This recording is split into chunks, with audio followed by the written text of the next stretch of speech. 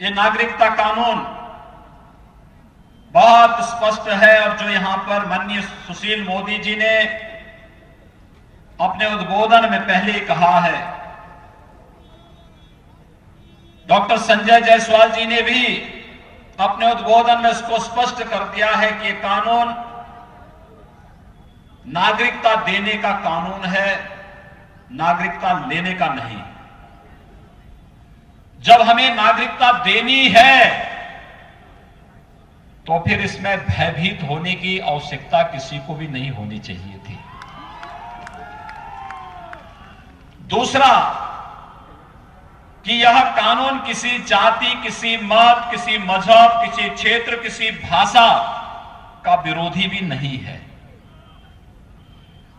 जिस कानून को संशोधित स्वरूप में लाने के लिए प्रधानमंत्री मोदी जी का और गृह मंत्री अमित शाह जी का अभिनंदन होना चाहिए था, लेकिन विपक्ष की कुटिलता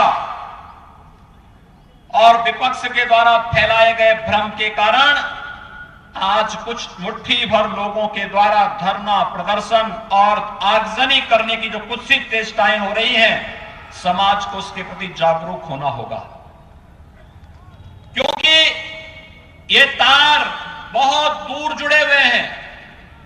कोई दूर से निशाना साध करके भारत जब एक भारत श्रेष्ठ भारत बनने की ओर जाकर के दुनिया को नेतृत्व देने की स्थिति में आया है, तो भारत की समृद्धि और भारत की प्रगति उन लोगों को अच्छी नहीं लगती और इसलिए गुमराह करके, झूठ बोल करके, असत्य भाषण करके, भ्रामक तथ्यों को प्रस्तुत करके वे लोग समाज को, पूरे देश को गुमराह करने का प्रयास कर रहे हैं।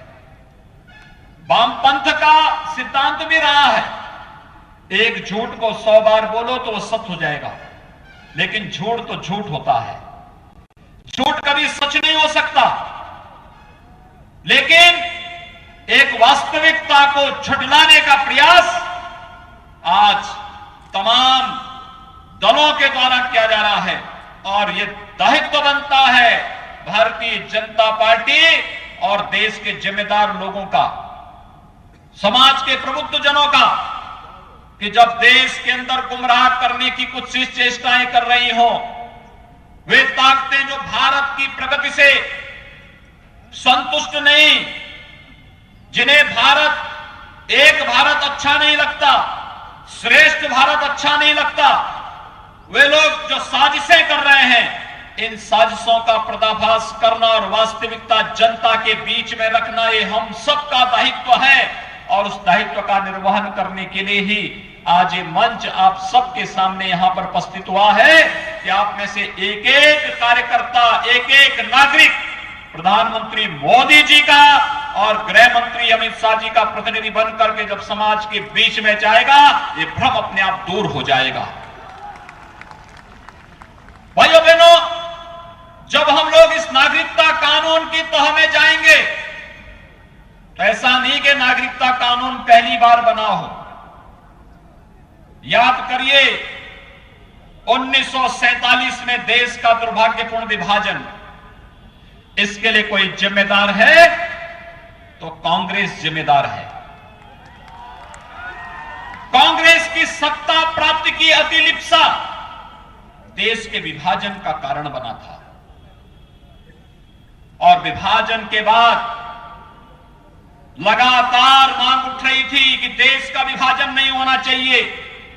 1946 में जब देश के अंदर इस संबंध में जनादेश की बात सामने आई थी, तो इस देश के अखंड भारत के लगभग 100% हिंदुओं ने कहा था, सिखों ने, बौद्धों ने, जैनियों ने, इन सब ने भारत विभाजन का विरोध किया था कि भारत का विभाजन नहीं होना चाहिए।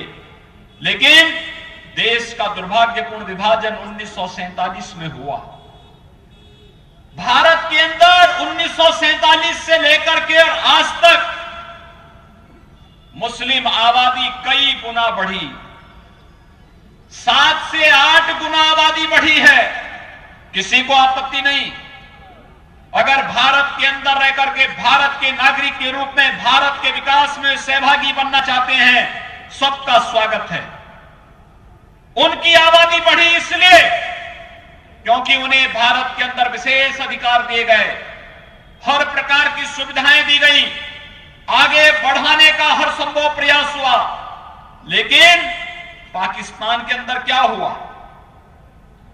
23% आबादी हिंदुओं की थी 1947 में, और आज पाकिस्तान के अंदर हिंदुओं की आबादी 1% रह गई है। कहां चले गए?